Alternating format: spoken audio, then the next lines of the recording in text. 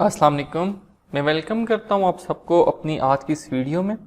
इस वीडियो में हम डिज़ाइन एक्सपर्ट सॉफ्टवेयर को यूज़ करते हुए रिस्पॉन्स सरफेस मेथडोलॉजी की टेक्निक सेंट्रल कंपोजिट डिज़ाइन के थ्रू हम एक डेटा को एनालाइज करेंगे और उसके बाद उसको ऑप्टिमाइज करेंगे और बहुत ज़्यादा ऐसे क्वेश्चंस को डिस्कस करेंगे जो क्वेश्चन स्टूडेंट अपने बैचलर्स या मास्टर्स के प्रोजेक्ट थीसिस में उनको आंसर करने पड़ते हैं, डिफेंड करने पड़ते हैं, या उनकी जो मेजर असाइनमेंट्स होती है मिनी प्रोजेक्ट्स उसमें भी उनको टैकल करने पड़ते हैं। सो चलते हैं क्वेश्चन की तरफ। हमारे पास इस क्वेश्चन में 3 इंडिपेंडेंट वेरिएबल्स हैं जिनके नाम हैं hydrofluoric acid, first one HF, दूसरा टेम्परेचर, तीसरा टेम्परेचर। इन तीनों इंडिपेंडेंट वेरिएबल्स का हमने इफेक्ट देखना है ऐश रिडक्शन पे, जो कि हमारा डिपेंडेंट वेरिएबल y है। मैं इसकी टेक्निकलिटीज में इसलिए नहीं चलूंगा क्योंकि ये एक पर्सनल प्रोजेक्ट है, तो ये किस लिए इस्तेमाल हुआ या ऐश रिडक्शन किस मटेरियल की थी, ये मैं उसको नहीं डिस्कस कर रहा। जो क्वेश्चन इसके साथ हमें आंसर करने पड़ेंगे मैं उनकी तरफ चलता हूँ ताकि आपका इंटरेस्ट पैदा हो कि हमने क्या कुछ इसमें स्टडी करना है। पहला क्वेश्चन होगा कि इस मॉडल में कितने हमारे सेंट्रल पॉइंट्स हैं, कितने इसमें एक्सियल पॉइंट्स हैं, कितने इसमें हमारे पास फ्रैक्शनल फैक्टोरियल जो हमारे पॉइंट्स हैं, कॉर्नर पॉइंट्स, वो हमारे पास कितने हैं। एनोवा हम अप्लाई करेंगे और एनोवा अप्लाई करके हम देखेंगे कि हमारे 3 इंडिपेंडेंट वेरिएबल्स का आर स्क्वायर क्या है, इन्होंने कितनी वेरिएशन को एक्सप्लेन किया है, आर स्क्वायर एडजस्टेड हमारा क्या है, इसमें स्टैंडर्ड डेविएशन डेटा की कितनी आई है, ये स्टैंडर्ड डेविएशन क्यों इंपॉर्टेंट है, ये कैसे कैलकुलेट की जाती है और इसके फंक्शंस इसने कहाँ कहाँ आगे यूज़ होना होता है। उसके बाद हम मॉडल बनाएंगे कोडेड वेरिएबल्स को लेते हुए, और कोडेड वेरिएबल्स को लेते हुए हमने उस मॉडल को फिर देखना है क्या ये मॉडल जो है इसने कितने अच्छे तरीके से वैल्यूज़ को प्रिडिक्ट किया है। इसके बाद हमने एनोवा में देखना है कौन कौन से हमारे फैक्टर्स इंडिपेंडेंट जो फैक्टर्स हैं वो सिग्निफिकेंट हैं, क्या हमारा मॉडल जो है वो इटसेल्फ वो क्या उसने डेटा को या मॉडल जो है उसने डेटा को अच्छे तरीके से फिट भी किया या नहीं किया, अगर नहीं किया तो उसका क्या प्रॉब्लम हो सकता है, और क्या ये मॉडल जो हम बना रहे हैं वैलिड भी है या नहीं। उसके बाद हम एक स्टेटमेंट है उसको फिल करना सीखेंगे। एट लास्ट हम उसमें ये सीखेंगे कि जो कंबाइंड इफेक्ट होता है जिसे इंट्रैक्शन इफेक्ट्स कहते हैं वो क्या है। अगर हम कंबाइंड इफेक्ट की बात करें टेम्परेचर और टाइम का ऐश रिडक्शन पे क्या होता है एट 15% HF जो हमारे इंडिपेंडेंट वेरिएबल था वो, और एट लास्ट हमने ऑप्टिमल प्रोसेसिंग कंडीशंस बतानी है और हमने कंट्रोल प्लॉट्स भी बनाने हैं। ये सारा हम डिज़ाइन एक्सपर्ट सॉफ्टवेयर में करेंगे। चलें वीडियो स्टार्ट करते हैं। तो डिज़ाइन एक्सपर्ट को ओपन करते हैं। मैं यहाँ सर्च में लिख लेता हूँ डिज़ाइन एक्सपर्ट, जो कि मैंने पहले से इंस्टॉल किया हुआ है अपने लैपटॉप में। डिज़ाइन एक्सपर्ट को ओपन मैंने कर लिया, कुछ सेकंड्स लगेंगे। न्यू डिज़ाइन पे आप क्लिक कर दीजिएगा। न्यू डिज़ाइन पे क्लिक करने के बाद लेफ्ट हैंड साइड पे रिस्पॉन्स सरफेस पे आप क्लिक करें। रिस्पॉन्स सरफेस पे क्लिक करने के बाद आपके पास ये विंडो ओपन हो जाएगी। आपके पास यहाँ 3 न्यूमेरिक फैक्टर्स हैं। आप जैसे ही इसको एक ज़्यादा करेंगे यहाँ तीनों न्यूमेरिक फैक्टर्स आ जाएंगे। आपने यहाँ तीनों के नाम लिखने हैं और उनके यूनिट्स लिखने हैं। मैं ये लिख के वीडियो रिज्यूम करता हूँ। ये देखिए मैंने लिख लिया। पहला फैक्टर नाम उसका HF, दूसरे का टेम्परेचर, तीसरे का टाइम, तीनों की मैंने यूनिट्स भी लिख दी है, वॉल्यूम, सेंटीग्रेड्स एंड सेकेंड्स। आपने इन चीज़ों को ऐसे ही छोड़ देना है और उसके बाद आपने ये देखना है कि आपके पास फ़िलहाल 20 रन्स बन रहे हैं। हाई लो वैल्यूज़ -1 और +1 से ज़ाहिर होंगी, जो हमारे 2 लेवल्स होते हैं बेसिकली, और इसमें ये हमारे पास एक्सियल पॉइंट्स के लिए अल्फ़ा प्लस और अल्फ़ा माइनस यूज़ हो जाएगा। हमारे सेंटर पॉइंट इसमें 6 होंगे और नॉन सेंटर पॉइंट जो कि फ्रैक्शनल फैक्टोरियल पॉइंट्स और हमारे पास एक्सियल पॉइंट जो है वो टोटल 14 बनेंगे।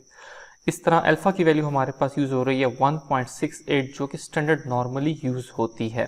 ये सब कुछ फिल करने के बाद आपने नेक्स्ट पे क्लिक कर देना है। नेक्स्ट पे जब आप क्लिक करेंगे तो आपके पास यहाँ रिस्पांस आ जाएगा कि आपके रिस्पॉन्सेज कितने हैं। अगर आपके रिस्पॉन्सेज 1 से ज़्यादा हैं तो आप यहाँ से उनको ज़्यादा कर सकते हैं। मेरे पास जो प्रॉब्लम है इसमें फ़िलहाल सिर्फ एक रिस्पॉन्स है, तो इसको मैंने सिर्फ R1 छोड़ दिया। इसको मैं लिख देता हूँ ऐश रिडक्शन, और इसका मैंने यूनिट जो है वो मैंने नोट कर लेना है। तो इसका यूनिट मेरे पास जो है वो परसेंटेज में, कि हम परसेंटेज में इसको फाइंड करेंगे। इसके बाद आपने जस्ट इसको फिनिश कर देना है। फिनिश करने के बाद आपके पास एक नई विंडो ओपन हो जाएगी। इस विंडो में आप देखिएगा आपके पास एक खाली आखिरी कॉलम होगा जो रिस्पॉन्स के लिए है। इसको भी आपने फिल करना है। यहाँ लेफ्ट हैंड साइड से देखें, एक हमारे पास स्टैंडर्ड रन जो है एक्सपेरिमेंट उसका कॉलम है, सेकंड वन रन ऑर्डर, तीसरा हमारे पास तीसरा, चौथा और पांचवा कॉलम जो है ये हमारे पास इंडिपेंडेंट वेरिएबल का है। अब एक प्रॉब्लम ये आता है कि अगर इस तरह आप एक एक करके ढूंढने लगोगे कि मैंने ये जो रिस्पांस आया ये किस स्टैंडर्ड वैल्यू के अगेंस्ट आया, तो बहुत ज़्यादा टाइम कंज्यूम होता है। तो इसके लिए आप इस तरह कीजिएगा, ये जो लेफ्ट हैंड साइड पे सिर्फ एक क्लिक यहाँ कीजिए, सारी देखें विंडो सेलेक्ट हो गई। आपने उसके बाद राइट क्लिक करना है और यहाँ से आपने सॉर्टिंग पे क्लिक करना है जो सबसे आखिर में है। सॉर्टिंग पे जाने के बाद आपने STD ऑर्डर, स्टैंडर्ड ऑर्डर पे क्लिक करना है। आपकी मर्जी, आप यहाँ से असेंडिंग सेलेक्ट करें या डिसेंडिंग सेलेक्ट करें, आप जो भी सिलेक्ट करेंगे उस तरह सेट हो गया। अब देखें आपको पता चल गया कि जी ये हमारे पास स्टैंडर्ड ऑर्डर 1 से लेकर 20 तक तमाम के तमाम एक्सपेरिमेंट्स जो है एक स्पेसिफिक ऑर्डर में सेट हो चुके हैं जो स्टैंडर्ड ऑर्डर है। अब आप ये कहते हैं कि मुझे ये नहीं पता चल रहा कि ये हमारे पास फ्रैक्शनल पॉइंट्स, एक्सियल और सेंटर पॉइंट्स कौन से हैं या लिखे होने चाहिए, तो उसका तरीका क्या होगा? उसके लिए आपको अगेन ये लेफ्ट हैंड साइड जो टॉप है सेल, इस पर क्लिक करना है। राइट क्लिक करके आप स्पेस पॉइंट टाइप पे क्लिक करेंगे। आप देखिए यहाँ लिखा हुआ आगे स्पेस पॉइंट्स की जो हमारे पहले 8 पॉइंट्स हैं ये हमारे फैक्टोरियल को रिप्रेजेंट कर रहे हैं। उसके बाद 6 पॉइंट जो ये एक्सियल के साथ हैं और आखिर में जो हमारे पास 6 पॉइंट्स हैं ये सेंटर पॉइंट्स हैं। सो हमारा जो एक क्वेश्चन था कि ये इसको हमने आंसर करना था कि हमारे पास इस क्वेश्चन में 8 पॉइंट्स कौन से हैं, तो हम यहाँ से आंसर कर सकते हैं कि हमारे 8 पॉइंट्स जो फैक्टोरियल के हैं। उसके बाद हमारे अगले जो 6 पॉइंट्स हैं वो हमारे एक्सियल हैं और आखिरी 6 पॉइंट्स हमारे सेंटर पॉइंट्स हैं। आपने पहला क्वेश्चन आंसर कर दिया। मैंने सारी वैल्यूज़ यहाँ रिस्पॉन्स की पुटअप कर दी हैं। ये वैल्यूज़ पुटअप करना बहुत आसान है, जैसे आप एक्सेल में वैल्यूज़ को पुटअप करते हैं। इसके बाद आपने लेफ्ट हैंड साइड पे जो समरी है आपने यहाँ पे क्लिक कर देना है। ये सारे का सारा लेफ्ट हैंड साइड अब आपका एनालिसिस पे आएगा। जब समरी पे क्लिक करेंगे तो आपको बता दिया जाएगा कि आप सॉफ्टवेयर का वर्जन कौन सा यूज़ कर रहे हैं। आपने फिलहाल जो स्टडी किया वो रिस्पॉन्स सरफेस पे की है। रेंडमाइज आपके रन्स थे तमाम के तमाम। डिज़ाइन टाइप आपने सेंट्रल कंपोजिट डिज़ाइन यूज़ किया है। 20 आपके इसमें रन्स थे। डिज़ाइन जो आपका है वो क्वाड्रेटिक टाइप है, कोई ब्लॉक्स हमने नहीं बनाए। ये तमाम बिल्टअप इंफॉर्मेशन थी। इसके बाद फैक्टर्स पे आते हैं। हमारे यहाँ 3 फैक्टर्स यूज़ हुए हैं, A, B और C के नाम से जेनेरिक नेम थे। जो हमने उसमें न्यूमेरिक वैल्यूज़ हमने यूज़ करनी है उनके लेवल्स के लिए, और मिनिमम मैक्सिमम हमारे पास जो एक्सियल पॉइंट्स हैं वो ये थे। कोडेड जो उसको लो कोड दिया गया -1 का है और हाई लेवल जो है वो +1 का कोड दिया गया है। ये हमारे पास सारी इंफॉर्मेशन थी। इसके बाद हम आते हैं ग्राफ द कॉलम्स। अब ये चीज़ बहुत इंपॉर्टेंट है। आपने सुना होगा कि हमारे पास जो एनोवा होता है या हम रिग्रेशन अप्लाई करते हैं तो कुछ हम एजम्पशंस पहले हमने सेटिस्फाई करने होते हैं। जस्ट लाइक आपने एजम्पशन का नाम सुना होगा कि डेटा जो उसको आपस में इंडिपेंडेंट होना चाहिए, कोरिलेटेड नहीं होना चाहिए, इक्वलिटी ऑफ वेरिएंस हो और data should be normally distributed. तो हम इस पे पहले बात करते हैं कि डेटा शुड कैसे, हमारा डेटा जो है वो इंडिपेंडेंट होगा। तो हम क्या करते हैं, हमारे पास यहाँ देखें एक्स और वाई एक्सेस में हमें कुछ ये ग्राफ्स बना के देगा। हम स्टार्ट करते हैं इससे कि क्या हमारा डेटा जो है वो आपस में हम इधर से हम सारा कुछ जो हमारे पास ऑप्शंस हैं हम ला सकते हैं। ये A, B, C हमारे पास 3 फैक्टर्स हैं और एश रिडक्शन हमारे पास रिस्पॉन्स वेरिएबल है। फर्स्ट ऑफ ऑल मैंने पहला फैक्टर A सेलेक्ट कर लिया और वाई एक्सेस पे मैंने B सेलेक्ट कर लिया। ये हमारे पास A और B जो हमारे 2 इंडिपेंडेंट वेरिएबल थे। अब इसने बताया कोरिलेशन 0, 0, 0 कि इन दोनों फैक्टर्स के दरमियान, इंडिपेंडेंट वेरिएबल के दरमियान कोई कोरिलेशन नहीं है और ये डेटा जो है ये रैंडमली डिस्ट्रीब्यूटेड है। अब मैं A और C को चेक कर लेता हूँ। ये देखें इनमें भी कोरिलेशन बिल्कुल 0 है और यहाँ से फिर मैं B और C को चेक करता हूँ तो ये चेक किए इनमें भी कोरिलेशन बिल्कुल 0 है। तो हमारा डेटा जो है वो इंडिपेंडेंट है, हम कह सकते हैं। दूसरी चीज़ ये कि हमें वो वाले फैक्टर्स सेलेक्ट करने होते हैं, फैक्टर्स को इस तरह सेलेक्ट करना होता है कि हमारे जो फैक्टर्स हैं उसका इफेक्ट बड़ा सिग्निफिकेंट हो, क्योंकि हम जब रिसर्च करते हैं लिटरेचर रिव्यू में हम वो वाले फैक्टर्स सेलेक्ट करते हैं जो हमारे रिस्पॉन्स पे जिनका सिग्निफिकेंट इफेक्ट हो। तो आप ये देखिए जब हम फैक्टर A को सिलेक्ट कर रहे हैं जो कि हमारा HF था, इसका कोरिलेशन रिस्पॉन्स का बड़ा अच्छा 0.922 स्ट्रॉन्ग पॉजिटिव कोरिलेशन। इस तरह हम दूसरे को भी चेक करेंगे, B को again you can say a weak positive correlation with the correlation value of 0.215। यहाँ भी वीक कोरिलेशन हमें नजर आ रहा है। इसी तरह हम C को सिलेक्ट करेंगे, इसका कोरिलेशन और वीक हो गया है 0.109, लेकिन समहाउ एक उसमें बड़ा स्ट्रॉन्ग है और 0.000 मतलब ये नहीं है कि कोई वेरिएबल बिल्कुल इंडिपेंडेंट हो रिस्पॉन्स वेरिएबल के साथ। तो ये हमने इस तरह ग्राफ्स को यूज करना है। ग्राफ्स के बाद हम लोग आ जाएंगे एवेल्युएशन पे। इवैल्यूएशन हमने मॉडल की करनी है कि हम कौन कौन से जो टर्म्स हैं वो अपने मॉडल में रखना चाहते हैं। सो हम अपने मॉडल में जो हमारा क्वाड्रेटिक मॉडल होगा हम उसमें A B C, then interaction of A B, interaction of A C, interaction of B C, और हम 3 quadratic terms A square, B square और सी स्क्वायर रखना चाहते हैं। इन केस आप कहते हैं कि कोई टर्म आपको बाद में आप एनोवा आपने अप्लाई किया उसमें वो टर्म इनसिग्निफिकेंट आ गई, आप चाहते हो कि वो टर्म मैं इसको एक्सक्लूड करूं, निकाल दूं, जस्ट आप बी सी को अगर निकालना चाहते हैं आप जस्ट उस पर क्लिक करें। क्लिक करने के बाद आपने राइट क्लिक करना है और आपने यहाँ से एक्सक्लूड कर देना है, ये क्रॉस बना हुआ आ जाएगा। अगर आप दोबारा इंक्लूड करना चाहते हैं अगेन राइट क्लिक कीजिए, राइट क्लिक करने के बाद आप उस पर इसको आपने मॉडल पे क्लिक कर देना है। तो देखिए दोबारा से वो m जो है वो टर्म्स हैं जो मॉडल में इंक्लूड हैं, क्रॉस वो टर्म्स हैं जो हम मॉडल में इंक्लूड नहीं करना चाहते। इसके बाद हम एनालिसिस पे क्लिक करेंगे। एनालिसिस पे क्लिक करने के बाद सबसे पहले आ जाएगा ट्रांसफॉर्मेशन। क्या आप डेटा को ट्रांसफॉर्म करना चाहते हैं? मैंने एक और वीडियो बनाई है रिग्रेशन एनालिसिस पे जिसके में मैंने 2 दफ़ा डेटा को ट्रांसफॉर्म करके भी बताया है कि डेटा के ट्रांसफॉर्म करने से हमारे पास उसके एजम्पशंस पे क्या फ़र्क पड़ता है, और एक में तो डेटा जो था वो अच्छी तरह और अच्छा नॉर्मलाइज हो गया था। सो हम यहाँ चाहते हैं कि नहीं, हम जो भी डेटा है as it is it is acceptable, हमें एक्सेप्टेबल है। नेक्स्ट हम यहाँ से अब देखिए ये जो ऊपर जितनी हमारे पास जो बटन है हमने अब इनको यूज़ करना है। तो हम फिट समरी पे चले जाते हैं, हम ये देखते हैं क्या मॉडल हमारे पास फिट है भी है या नहीं। सो ये देख लीजिए कि ये मॉडल क्वाड्रेटिक लेवल पे इसकी जो पी वैल्यू 0.001 है, it's significant at quadratic level, it's okay, हमारा काम इससे चल गया। इसी तरह आप देख लीजिए कि ये quadratic versus 2fi, fi means 2 factor interaction अगर देखा जाए तो हमारे पास ये भी सिग्निफिकेंट है बहुत, और ये सजेस्टेड है। सो हम अपना मॉडल जो है वो हर सूरत लेके जाएंगे क्वाड्रेटिक लेवल पे।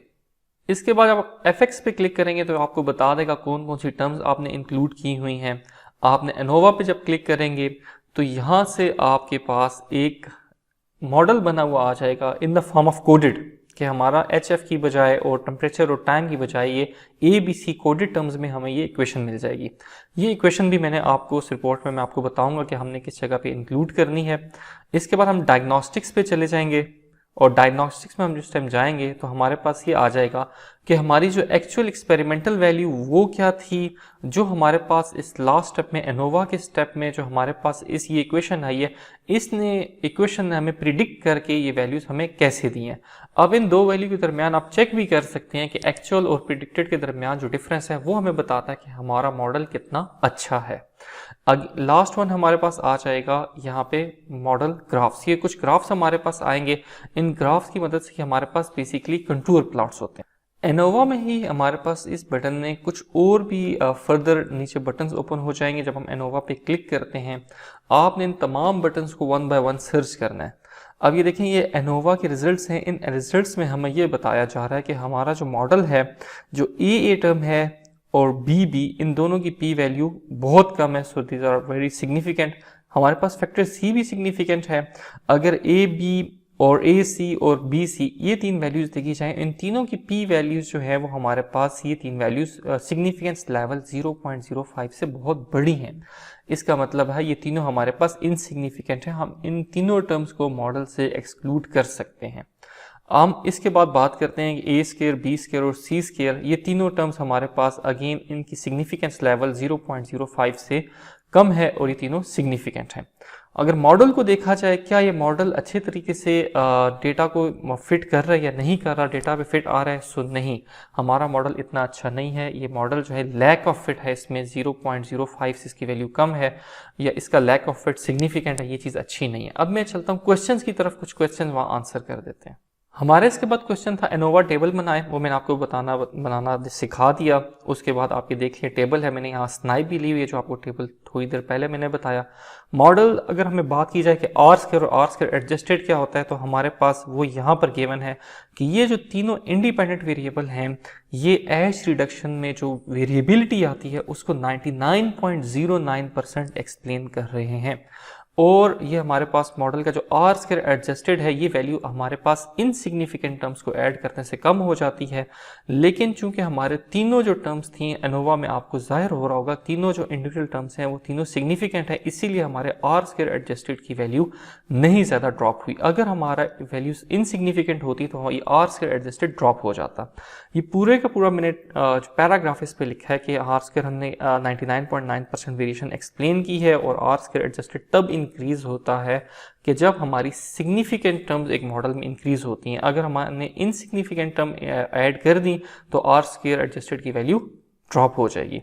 इसके बाद आता है कि हमारी स्टैंडर्ड डेविएशन कितनी थी और इसका क्या रोल होता है। तो हमारी स्टैंडर्ड डेविएशन आप यहाँ से देख सकते हैं, इस स्नाइप जो मैंने ली है, कि हमारी स्टैंडर्ड डेविएशन 0.4427 है, और ये स्टैंडर्ड डेविएशन हमारे पास जिसको हमारे पास आई कैसे है, ये हमारे पास रूट मीन स्क्वायर से आई है। अब ये रूट मीन स्क्वायर हमें कहाँ गिवन होगा, ये रूट मीन स्क्वायर अगर आप यहाँ देखें तो आपके पास मीन स्क्वायर और ये हमारे पास जो है ये रेजिडुअल्स जो है हमारे पास ये आर और ये S M, residual mean square ये हमारे पास 0.196 इसका जब हम, ये हमारे पास बेसिकली वेरिएंस होता है।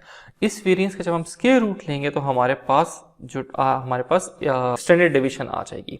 और ये स्टैंडर्ड डेविएशन हमारे पास, हम देखें अगर मॉडल में, तो ये कितने टर्म्स इसमें कंट्रीब्यूट हुई हैं, इसमें 10 टर्म्स कंट्रीब्यूट हुई हैं, और हमारे पास ये आरएसएम की वैल्यू, ये स्टैंडर्ड डेविएशन की वैल्यू आई है। जितनी ज़्यादा डिग्री ऑफ फ्रीडम ज़्यादा होगी, DF means degree of freedom, जितनी ज़्यादा डिग्री ऑफ फ्रीडम कंट्रीब्यूट करेंगी आरएसएम में, उतना ही हमारा मॉडल अच्छा होगा। सो ये चीज़ आपने नोट कर लेनी है लाजमी, कि आप जितनी रेप्लिकेशन करेंगे या हमारे जितने पॉइंट्स ज़्यादा डिग्री ऑफ फ्रीडम कंट्रीब्यूट करेंगे हमारा, उतनी हमारी कैलकुलेशन अच्छी होगी।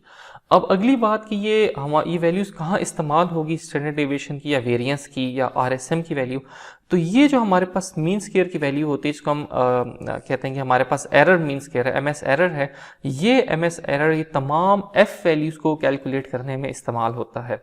F वैल्यूज़ हमारे पास आती हैं जब किसी भी मीन स्क्वायर को हम डिवाइड करते हैं ये रेजिडुअल के मीन स्क्वायर पे, तो हमारे पास ये तमाम F वैल्यूज़ आ जाती हैं। इसीलिए अगर ये वैल्यू डिनोमिनेटर वाली वैल्यू अच्छी होगी तो हमारे रिजल्ट्स भी F वैल्यू से अच्छे आएंगे, और इन्हीं F वैल्यूज़ को यूज़ करते हुए हम P वैल्यूज़ कैलकुलेट करते हैं। इसके बाद अगला क्वेश्चन, ये मैंने एविडेंस भी डाल दिया। इसके बाद अगला है कि हम इक्वेशन हमारे पास कहाँ से आएगी। सो इक्वेशन मैंने आपको बता दी थी थोड़ी देर पहले, सो इक्वेशन को मैंने बाय हैंड लिख भी लिया।